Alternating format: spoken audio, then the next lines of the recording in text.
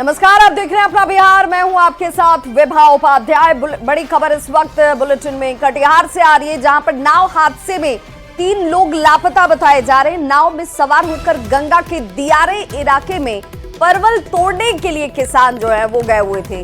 ज्यादा वजन बताई जा रही है कि क्षमता से ज्यादा लोगों की मौजूदगी, वजन ज्यादा नाव पर, और इस वजह से ये नाव हादसे का शिकार हो गई। हालांकि अभी इस वक्त जो 3 लोग लापता हैं उनको लेकर क्या स्थिति है, इसकी जानकारी नहीं है। मनिहारी थाना क्षेत्र के दिलारपुर के केवाला हटकोला के पास की ये घटना है। राहत और बचाव का कार्य इस वक्त भी चलता हुआ। और इस बड़ी खबर पर न्यूज 18 संवाददाता सुब्रत गुहा जुड़ चुके हैं ज्यादा जानकारी के साथ। सुब्रत, 3 लोगों के लापता होने की बात आ रही है, किस तरीके से इस वक्त रेस्क्यू चलाया जा रहा है? देखिए, फिलहाल जो स्थानीय प्रशासन के साथ एसडीआरएफ की टीम और जो आपदा मित्र भी लगातार वहाँ जो 3 लोग लापता है उन्हें खोजने की कवायद में जुटे हुए हैं और स्थानीय लोग भी मदद कर रहे हैं। काफी रिमोट इलाका है, लेकिन प्रशासन के तमाम अधिकारी, बड़े अधिकारी पहुंच चुके हैं और फिलहाल जो बचाव कार्य है, खोजबीन जारी है। सुब्रत, कितने लोग नाव पर सवार थे, कोई इससे लेकर कोई जानकारी सामने? देखिए, ये दियारा का इलाका है और लगभग 1 दर्जन लोग, जो स्थानीय सूत्र बताते हैं, छोटी नाव है और 1 दर्जन से अधिक लोग नाव में सवार थे और इसी कारण से नाव पलट गई और अब तक 3 लोग लापता होने की बात बताया जा रहा है। हालांकि स्थानीय सूत्र अधिक लोग होने की दावा कर रहे हैं, लेकिन जो बातें सामने आई है उसमें फिलहाल 3 लोग को ही पुष्टि हो रही है और लेकिन प्रशासनिक स्तर पर अभी तक इसको लेकर कोई आधिकारिक जो संख्या ये साफ नहीं किया गया है। फिलहाल सबसे पहले बचाव कार्य जारी है और उसके बाद ही ये संख्या साफ हो सकता है। बहुत बहुत शुक्रिया सुब्रत गुहा इस तमाम जानकारी के लिए। तो नाव से दियारा ये सभी के सभी गए हुए थे परवल तोड़ने के लिए और बताया जा रहा है कि छोटी सी नाव, उसी नाव पर जरूरत से ज्यादा लोगों की मौजूदगी, इस वजह से हादसे का शिकार हुई ये नाव और नाव पलटने की वजह से 3 लोग अभी लापता बताए जा रहे हैं। वहीं बड़ी खबर छपरा से आ रही है, जहां मुफस्सिल थाना के बदलपुरा गांव में अपराधियों ने 10 लाख कैश समेत लाखों की लूट की घटना को अंजाम दिया है। जानकारी के मुताबिक बदलपुर गांव निवासी उदय सिंह के बेटे सूर्यकांत सिंह छठ की छुट्टी में आज सुबह ही अपने घर आ रहे थे, लेकिन गांव में ही अपराधी पहुंच गए और उनके पास 10 लाख कैश और जो लाखों के जेवर थे वो लूटने लगे। जब उन्होंने इसका विरोध किया तो अपराधियों ने गोली चला दी। एक गोली सूर्यकांत के पैर में लगी, जिससे वो गंभीर रूप से घायल हो गया, जबकि पिता के सिर में पिस्टल के बट से मारकर उन्हें जख्मी किया गया। और इस खबर पर ज्यादा जानकारी के साथ छपरा से न्यूज 18 संवाददाता संतोष जुड़ चुके हैं। संतोष, क्या जानकारी मिल रही है फिलहाल इस घटना को लेकर? देखिए, जो घायल है उनके परिजनों द्वारा लूटपाट का आरोप लगाया गया है। हालांकि पुलिस इस मामले को आपसी रंजिश बता रही है।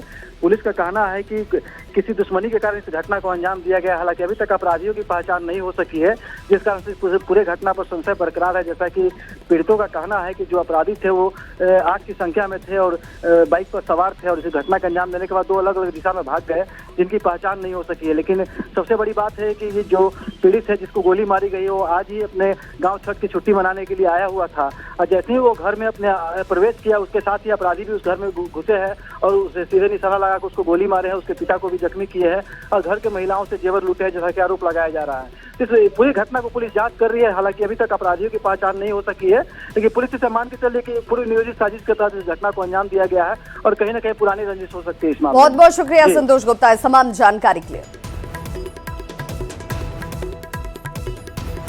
अररिया में फारबिसगंज के समौल गांव में 15 रुपए उधारी के विवाद में बुलबुल खातून की नाक काट दी गई थी। इस मामले में फारबिसगंज थाने में केस दर्ज किया गया, लेकिन अभी तक आरोपी की गिरफ्तारी नहीं हो पाई है। फारबिसगंज थाना प्रभारी ने फोन पर बताया कि नाक काटने जैसी कोई घटना ही नहीं हुई। 2 महिलाओं के बीच मारपीट में बुलबुल खातून की नाक में चोट जरूर लगी।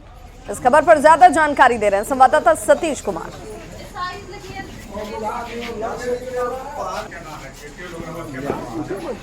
फारबिसगंज के समौल गांव में जिस तरीके से 15 रुपए के उधारी को लेकर जिस तरीके से महिला की नाक जो है काट दी गई और जो है आरोपी जमशेद जो किराना दुकानदार है उसको बनाया गया। ऐसे में फारबिसगंज थाना पुलिस ने जो है फारबिसगंज थाना में कांड दर्ज कर लिया है और गिरफ्तारी के लिए जो है छापेमारी कर रही है। फारबिसगंज थानाध्यक्ष जो है राघवेंद्र कुमार, उन्होंने फोन पर बताया है कि नाक काटने जैसी जो बड़ी बात है वो सामने नहीं आ रही है, चूंकि एफआईआर में वैसी बात नहीं कही गई है। लेकिन जिस तरीके से 15 रुपए के विवाद को लेकर जिस तरीके से महिला की नाक काटी गई, ऐसे में चर्चा का विषय बन गया कि आखिर ऐसा भी होता है कि 15 रुपए के विवाद को लेकर, 15 रुपए के उधारी के विवाद को लेकर पहले तो दो महिलाओं के बीच में झगड़ा होता है और फिर दूसरी जो महिला है वो बुलबुल खातून की जो है नाक को वो काट देती है। ऐसे में फारबिसगंज थाना में कांड दर्ज कर लिया गया है। अभी तक गिरफ्तारी नहीं हुई है। फारबिसगंज थानाध्यक्ष का कहना है कि कांड दर्ज करने के बाद हम कार्रवाई की जा रही है। सतीश कुमार, न्यूज़ 18 अररिया। बटेंगे तो कटेंगे की तर्ज पर अब मुंबई में उत्तर भारतीय बटोगे तो पिटोगे का पोस्टर लगा है। पोस्टर उत्तर भारतीय सेना ने अंधेरी और उसके आसपास के इलाकों में लगाया है। बता दें कि उत्तर भारतीय सेना वही पॉलिटिकल पार्टी है जिसने विधानसभा चुनाव में लॉरेंस बिश्नोई को टिकट देने के प्रस्ताव देने का दावा कर खूब सुर्खियां तक बटोरी थी। कांग्रेस ने इस तरह के पोस्टर की आलोचना की है और इसे सस्ती लोकप्रियता के लिए उठाया गया कदम बताया। बीजेपी ने पोस्टर पर कहा कि क्षेत्रीयता राज्य के लिए गर्व की बात है, लेकिन राष्ट्र सबसे आगे है। गंभीरता से लेने की आवश्यकता नहीं है। ये एक फैशन चल गया है। अपनी राजनीतिक दुकान चमकाने के लिए बीजेपी वाले आज के लिए यही बात बोल रहे हैं, बटोगे तो कटोगे। अब मुंबई में है तो आप उत्तर भारतीय को कह रहे हैं बटोगे तो पिटोगे। आखिर ये मैसेज क्या देना चाहते हैं? समाज में विद्वेषी से फैलाना चाहते हैं? हिंदू राष्ट्र मजबूत रहे, एकता के परिचय से बढ़े, ये हम सब जानते हैं। जहाँ तक क्षेत्र की बात है तो मेरा हमेशा यही मानना रहा है कि क्षेत्र हर लोगों के लिए राज्य के प्राइड का विषय हो सकता है और राष्ट्र ऊपर नहीं हो सकता है। कि देश के दलित, पिछड़ा, अति पिछड़ा, आदिवासी हिंदुओं भाजपा में सटोगे तो आरक्षण से कटोगे, क्योंकि भाजपा एक दीमक है। एक ऐसी दीमक जिस लोकतंत्र, संवैधानिक संस्थाएं और किसान, मजदूर, आम और आवाम सबकी अनदेखी करने वाली पार्टी है भारतीय जनता पार्टी। तो भाजपा में तो सटोगे तो आरक्षण से कटोगे। कश्मीर से कन्याकुमारी तक हिंदुस्तान एक है, हिंदुस्तान की जमीन एक है, हिंदुस्तान की तहजीब अलग अलग है, विविधता में एकता है और एकता ही हमारा मूल मंत्र है। इसलिए चुनावी लाभ के लिए ऐसे नारे बिल्कुल ही गलत हैं और चुनाव आयोग को ऐसे विषय पर संज्ञान लेना चाहिए। तो जरा ये देखिए, सावधान उत्तर भारतीय बटोगे तो पिटोगे, ये पोस्टर लगाया गया है और इसी पोस्टर के बाद अब इस पर सियासत भी शुरू हो गई है। सावधान उत्तर भारतीय बटोगे तो पिटोगे, अब ये सीधे तौर पर सियासत का एक विषय बन गया है। ये बार बार कहा जा रहा है, कोई इसे कह रहा है कि सस्ती लोकप्रियता बटोरने के लिए ये चीजें लगाई जा रही है, लेकिन इससे लोगों को बचने की जरूरत है। तो कोई कह रहा है कि क्षेत्रीयता पर गर्व होना ठीक है, लेकिन राष्ट्र की बात होगी तो राष्ट्र सर्वोपरि होगा, उसके बाद ही आप राज्य की बात कर सकते हैं, अपने व्यक्तिगत हित की बात कर सकते हैं। हालांकि इस पोस्टर के बाद बिहार की सियासत गर्म होती हुई जरूर नजर आती है। केंद्रीय कपड़ा मंत्री गिरिराज सिंह ने पूरे भारत में सनातन धर्म मानने वालों से एक होने की अपील की। उन्होंने मुंबई में उत्तर भारतीयों पर लगे पोस्टर पर भी अपनी प्रतिक्रिया दी और कहा कि एक रहेंगे तभी सुरक्षित रहेंगे और कटने, पिटने और बटने से बचे रहेंगे। यही है कटना, पिटना, मरना। हम जब समाज में एक साथ रहते हैं तो हमारी ताकत रहती है। और सनातन को लोगों ने वोट बैंक माना है, चाहे अखिलेश यादव हों, चाहे शरद पवार हों, आजकल तो उद्धव ठाकरे नया मियाँ ढेर प्याज खाता है। एक रहोगे, नेक रहोगे, एक रहोगे, मजबूत रहोगे। और जब हम समाज में भी एक रहते हैं तो हमें कोई कुछ नहीं कर सकता। बिहार में नौकरी को लेकर तेजस्वी यादव ने क्रेडिट लेने की कोशिश की थी, जिस पर जल संसाधन मंत्री विजय चौधरी ने पलटवार किया। उन्होंने कहा कि बिहार सरकार की उपलब्धियों पर भी विपक्ष जो है वो सिर्फ भ्रम फैलाने में जुटा हुआ है। जब विपक्ष की दाल नहीं गल रही तो चोर दरवाजे से घुसकर क्रेडिट लेने की कोशिश की जा रही है। मुख्यमंत्री नीतीश कुमार जी के नेतृत्व में इतनी जबरदस्त है और हर क्षेत्र में है और आम लोग इसको इतनी बखूबी महसूस कर रहे हैं। ये विपक्ष में भी हिम्मत नहीं है हम लोगों की उपलब्धियों को नकारने कि जब हमारे विकास को चुनौती देने या नकारने की हिम्मत नहीं है तो अब वो और दरवाजे से घुसपैठ करके हमारी ही उपलब्धियों में श्रेय लेने की कोशिश करते हैं, हिस्सा खोजने की कोशिश करते हैं। और देखिए पटना से बड़ी खबर, जहां पर बिहार में अब क्रेडिट लेने वाली सियासत जो है तेज होती हुई दिखती है। मामले पर मंत्री विजय चौधरी का बड़ा बयान सामने आया। नीतीश कुमार जब सरकार चलाते हैं तो उन्हीं का फैसला, उन्हीं की मर्जी चलती है। नीतीश कुमार जो फैसला लेते हैं वही फैसला लागू भी होता है। ऐसे में अगर बिहार में कोई बड़ा फैसला होता है तो क्रेडिट भी नीतीश कुमार को ही मिलेगी। जब मुख्यमंत्री होते हैं तो सरकार उन्हीं के फैसलों पर चलती है, उन्हीं की नीतियों पर चलती है, उन्हीं के निर्णयों पर चलती है। या आज जो हजारों नियुक्तियां हो रही हैं शिक्षकों से लेके प्रधान शिक्षक और प्रधानाध्यापकों की, तो इसका अगर एकमात्र अकेले किसी को श्रेय है तो वो मुख्यमंत्री नीतीश कुमार की दूरदर्शी सोच और समझ की है। अकारण कोशिश करने से कोई श्रेय आप हड़प नहीं सकते। बीजेपी के राष्ट्रीय मंत्री ऋतुराज सिन्हा ने बीजेपी के सक्रिय सदस्यों के लिए सम्मान कार्यक्रम के लिए देश की जनता को बधाई दिया। उन्होंने कहा कि 50 दिन में 10 करोड़ सदस्य बनाए गए हैं और अब 11 करोड़ बनने की तरफ कार्यकर्ता बढ़ रहे हैं। उन्होंने पूरे देश में रिकॉर्ड बनने का भी दावा किया। 10 करोड़ सदस्य बने मात्र 50 दिन में। आज ये आंकड़ा 11 करोड़ से ऊपर जा चुका है और भारतीय जनता पार्टी का संगठन पर्व अपने निष्कर्ष की ओर बढ़ रहा है। सक्रिय सदस्यता अभियान जारी है। मैं सभी भारतीय जनता पार्टी के समर्थक जो हैं, शुभचिंतक हैं, उनसे आग्रह करूंगा कि भारतीय जनता पार्टी की सदस्यता को ग्रहण करें और जो हमारे कार्यकर्तागण हैं उनसे आग्रह करूंगा कि तत्काल अपनी सक्रिय सदस्यता का आवेदन अपने स्थानीय मंडल अध्यक्ष को जमा कर इस भारतीय जनता पार्टी के संगठन पर्व का सहभागी बने। भ्रष्टाचार और मनी लॉन्ड्रिंग एक्ट में आईएएस संजीव हंस समेत सभी आरोपियों की रिमांड शनिवार को खत्म हो गई, जिसके बाद ईडी की टीम पूरे मामले में आगे की छानबीन और कार्रवाई में जुटी हुई है। सूत्रों की माने तो आने वाले दिनों में ईडी की टीम इस मामले में 13 नामजद आरोपियों के अलावा कई दूसरे लोगों को भी गिरफ्तार कर सकती है। इस मामले में अधिक जानकारी दे रहे हैं न्यूज़ 18 संवाददाता संजय कुमार।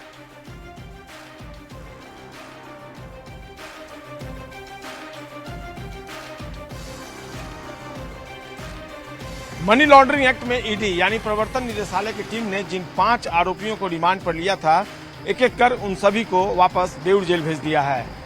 सबसे पहले आईएएस संजीव हंस, उसके बाद पूर्व विधायक गुलाब चौधरी, इसके बाद जो ठेकेदार, कारोबारी और बिचौलिया थे उनको भी ईडी की टीम ने बेऊर जेल वापस भेज दिया है। और जो सोर्स हैं वो बता रहे हैं कि इस पूरे मामले में इन सभी 5 आरोपियों की जो 7 दिनों की रिमांड ली गई थी, इनसे पूछताछ के बाद ईडी को अहम सुराग मिले हैं।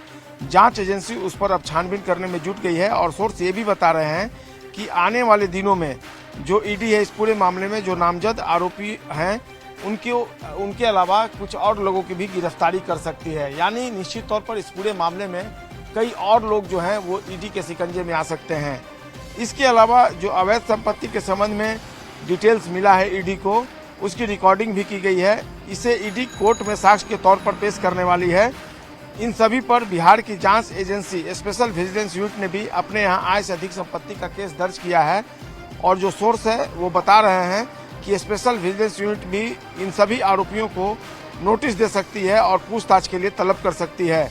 इस मामले में संजीव हंस जो पूर्व IAS है, उनके अलावा पूर्व विधायक गुलाब यादव, जो प्रवीण चौधरी है वो संजीव की पत्नी मोना हंस, गुलाब की पत्नी अंबिका यादव, हंस के ब्रदर इन लॉ जो हैं गुरुबाल तेग, संजीव के पिता लक्ष्मण दास के अलावा आनंद ट्रेडिंग कॉर्पोरेशन के देवेंद्र सिंह, आनंद जो हैं सिंगला कंस्ट्रक्शन से जुड़े सुरेश सिंगला, सुरेश सिंगला के रिश्तेदार Kamalakant Gupta, ex army men's protection service के सुनील सिन्हा और एक महिला वकील के अलावा तरुण राघव, ये नामजद अभियुक्त बनाए गए हैं और इन सभी की मुश्किलें जो हैं आने वाले दिनों में बढ़ सकती है। ईडी जो है उन्हें गिरफ्तार कर सकती है। जो सोर्स है वो बता रहे हैं कि ईडी की टीम ने इस पर काम करना शुरू कर दिया है। स्पेशल विजिलेंस यूनिट भी अलग से एक्शन मोड में है। तो निश्चित तौर पर भ्रष्टाचार और मनी लॉन्ड्रिंग एक्ट से जुड़े मामले में आने वाले दिनों में कड़ी कार्रवाई और एक बड़ी कार्रवाई देखने को मिलेगी। कैमरा पर्सन मनीजू नेजा के साथ संजय कुमार, न्यूज 18 पटना।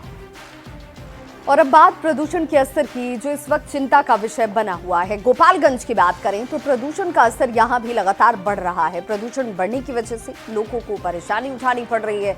सदर अस्पताल में ऐसे सांस से संबंधित मरीजों की संख्या में इजाफा देखने को मिल रहा है। जिले में AQI का लेवल जो है 218 दर्ज किया गया है। बढ़ते प्रदूषण को देखते हुए लोगों ने चिंता जाहिर की। इस खबर पर ज्यादा जानकारी दे रहे हैं न्यूज 18 संवाददाता गोविंद कुमार। एयर पोल्यूशन लगातार बढ़ रहा है। आज AQI यानी कि एयर क्वालिटी इंडेक्स 218 तक पहुंच गया है। अब तक का ये सबसे हाईएस्ट है, क्योंकि पिछले दिनों 130 था, लेकिन 2 दिनों के अंदर में AQI 218 तक पहुंच गया है।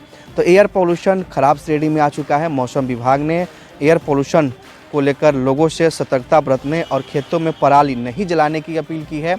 चूँकि दिन का समय है और इस वक्त भी आसमान में काले जो है धुंध छाए हुए हैं और सूर्य की किरणें भी दिखाई नहीं दे रही है। करीब 8 किलोमीटर की सैर करता हूँ और मौनिया चौक, पुरानी चौक होते हुए रेलवे स्टेशन, तुरकहा टोला पर और फिर मिल के तरफ भ्रमण किया हूँ। देखा हूँ कि प्रदूषण की मात्रा जो है काफ़ी बढ़ गई है और सांस लेने में तकलीफ हो रही है। पोल्यूशन की वजह से लोगों की परेशानी भी लगातार बढ़ती जा रही है। अगर बात करें सरकारी अस्पतालों की, तो यहाँ पर सांस से संबंधित मरीजों की संख्या में भी इजाफा देखने को मिल रही है। खासकर इमरजेंसी वार्ड में इस वक्त सांस से संबंधित 5 से 7 मरीज जो है उन्हें भर्ती कराया गया है। तो एयर पोल्यूशन बढ़ने की वजह से जो बुजुर्ग हैं, जिनको सांस से संबंधित पहले से समस्या है, उनकी परेशानी बढ़ती हुई नज़र आ रही है। हालांकि जिस तरह से एयर पोल्यूशन बढ़ रहा है उसको लेकर प्रशासन और डॉक्टरों ने भी चिंता जताई है। गोविंद कुमार, न्यूज 18 गोपालगंज। सीवान में भी मौसम ने करवट ली और ठंड की दस्तक साफ नजर आने लगी। तापमान में गिरावट दर्ज की गई है। जिले में सर्द हवा चलनी शुरू हो चुकी है और पूरी तरह से कुहासा नजर आ रहा है। विजिबिलिटी भी कम होने से सड़क पर गाड़ियों की लाइट जलाकर चलने की व्यवस्था अब दिखती है। ज्यादा जानकारी दे रहे हैं इस खबर पर न्यूज 18 संवाददाता मृत्युंजय सिंह। सिवान में अचानक मौसम का मिजाज बदल गया है और हल्की हल्की गुलाबी ठंड सिवान में दस्तक दे दी है। यह तस्वीर आप देख सकते हैं ओवरब्रिज की है, जहां कुहासा छाया हुआ है, लिहाजा तापमान में काफी गिरावट है। तापमान 18 और 20 डिग्री तक है और कुहासा भी है, लिहाजा वाहन का लाइट जलाकर लोग चल रहे हैं। आप देख सकते हैं तस्वीर, जहां सभी लोग, चूँकि विजिबिलिटी भी कम है और कुहासा है, लिहाजा जो बाइक चालक है, वाहन चालक है, अपने लाइट को जलाकर चल रहे हैं। आप देख सकते हैं ठंड दस्तक दे दी है सिवान में, मौसम बदल गया है। ऐसे में लोग हल्की हल्की गुलाबी ठंडी महसूस कर रहे हैं। आप देख सकते हैं कुछ लोग रुके हुए हैं, जाने की कोशिश करेंगे। इस तरह की स्थिति है सिवान में।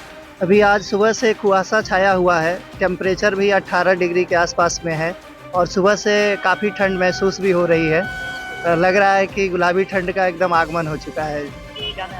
मेरा नाम हुआ नीरज कुमार सिंह उर्फ सोनू सिंह। गुलाबी ठंड सिवान में दस्तक दे दी है, लिहाजा मौसम पूरी तरह से सुहाना बना हुआ है। लोग अच्छा फील कर रहे हैं। कुहासा पूरी तरह से छाया हुआ है, मानो पूरा सिवान शहर कुहासे की चादर में लिपटा हुआ है। ट्रेन सहित अन्य जो वाहन है वो कुहासा के वजह से अपना लाइट जलाकर चल रहे हैं। ऐसे में सिवान में ठंड दस्तक दिया है, मौसम पूरी तरह सुहाना हुआ है। मृत्युंजय सिंह, न्यूज 18 सिवान। तो इस बुलेटिन में बस इतना ही, लेकिन न्यूज 18 बिहार झारखंड पर खबरों का सिलसिला लगातार जारी है।